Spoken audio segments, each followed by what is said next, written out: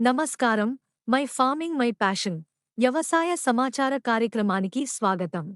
తెలంగాణ రాష్ట్రంలో యాసంగిలో నీటి వసతి సమృద్ధిగా ఉన్న ప్రాంతాలలో పొడి వాతావరణం ఉండటం, అధిక సూర్యరశ్మి మరియు చీడపీడల ఉధృతి తక్కువగా ఉండటం వంటి కారణాల వల్ల యాసంగిలో సుమారు 45-50 లక్షల ఎకరాల విస్తీర్ణంలో వరి సాగు చేయటం జరుగుతుంది.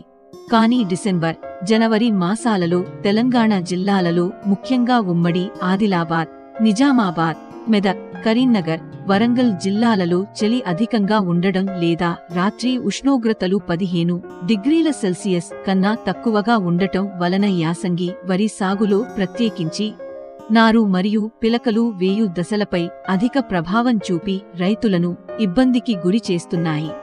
ముఖ్యంగా యాసంగి వరిలో నాళ్లు ఎర్రబడడం, చనిపోవడం, నారు ఎదగకపోవడం, నాటిన తరువాత పిలకలు వేయకపోవడం, జింకు ధాతు లోపం అధికమవడం, చౌడు సమస్యలు పెరగడంతో పాటు చలి ఉధృతిని బట్టి పంటకాలం 15-30 రోజుల వరకు పెరగడం వంటివి ప్రధాన సమస్యలు. యాసంగి వరిలో పంటకాలం పెరగడం మూలంగా నీటి కొరత, కరెంటు సమస్యలే కాకుండా కోతలు ఆలస్యమవడం వలన వడగండ్ల వాన వల్ల పంట నష్టం కూడా జరుగుతున్నది.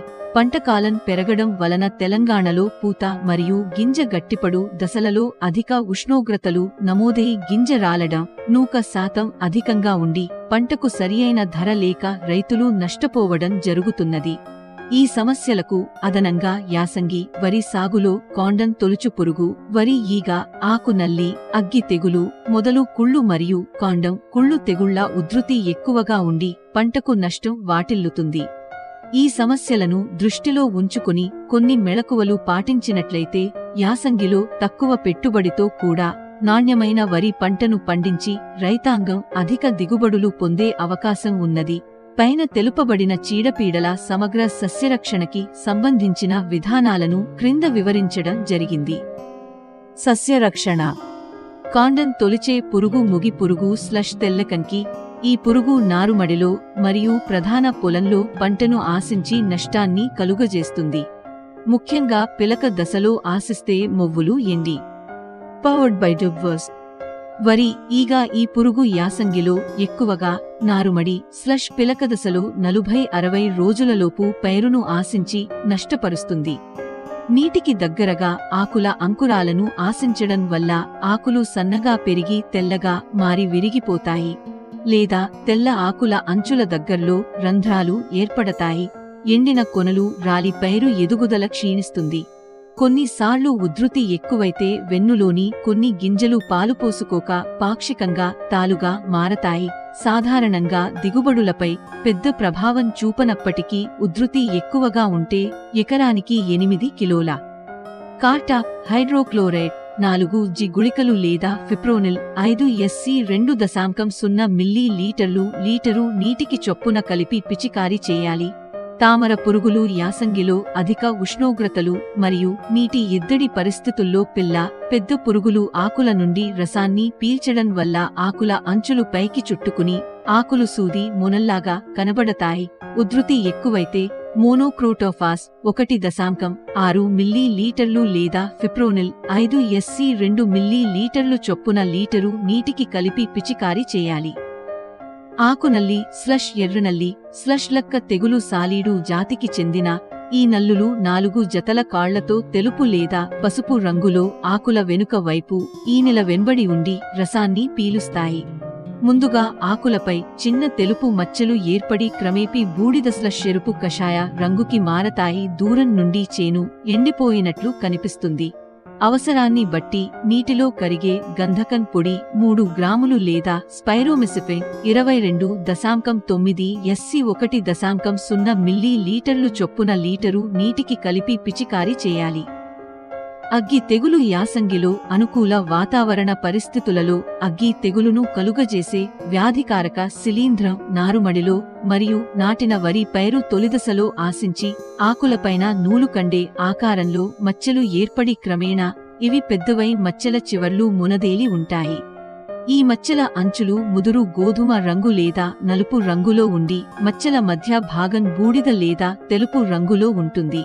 అనుకూల వాతావరణ పరిస్థితులలో తెగులు తీవ్రత ఎక్కువైనప్పుడు మచ్చలు ఒకదానితో ఒకటి కలిసిపోయి ఆకులు పాక్షికంగా లేదా మొత్తం ఎండిపోతాయి.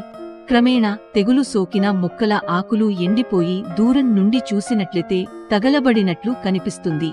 పిలక దశలో ఆకులపైన ఉన్న మచ్చలు క్రమేపీ మొక్కల కణుపులకు సోకడం వలన ఆ భాగం ముదురు గోధుమ రంగు లేదా నల్లగా మారి చివరకు కణుపులు కుళ్ళిపోతాయి.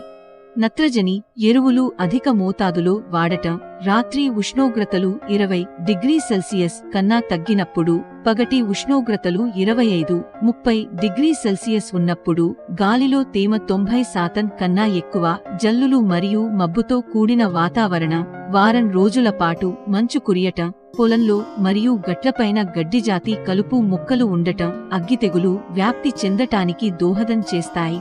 పైరుపై తెగులు లక్షణాలు గమనించిన వెంటనే ట్రైసైక్లోజోల్ 76 WP 0.6 గ్రాములు లేదా ఐసోప్రోథియోలేన్ 40 ఇసి 1.5 మిల్లీలీటర్లు లేదా కాసుగామైసిన్ 2.5 మిల్లీలీటర్లు లీటరు నీటికి చొప్పున తెగులు ఉధృతిని మరియు నెలకొన్న వాతావరణ పరిస్థితులను బట్టి 10-15 రోజుల వ్యవధిలో 2 సార్లు పిచికారీ చేసుకోవాలి. బ్యాక్టీరియా మొదలు కుళ్ళు బ్యాక్టీరియా క్రౌంట్ యాసంగి వరి పంటలో ఈ తెగులు నాటిన 15-25 రోజులలోపు ఆశించడం వలన లేత మొక్కలు వడలిపోయి వాటి లోపలి కణజాలం కుళ్ళిపోవుట వలన మొక్కలు మెత్తబడి పైరు వాలిపోతుంది. దుబ్బుకట్టే దశ లేదా ఈనిక దశలో ఆశిస్తే ఆకుల కొనలు ఎండిపోవటం మరియు దుబ్బు మొదలు కుళ్ళిపోవటం.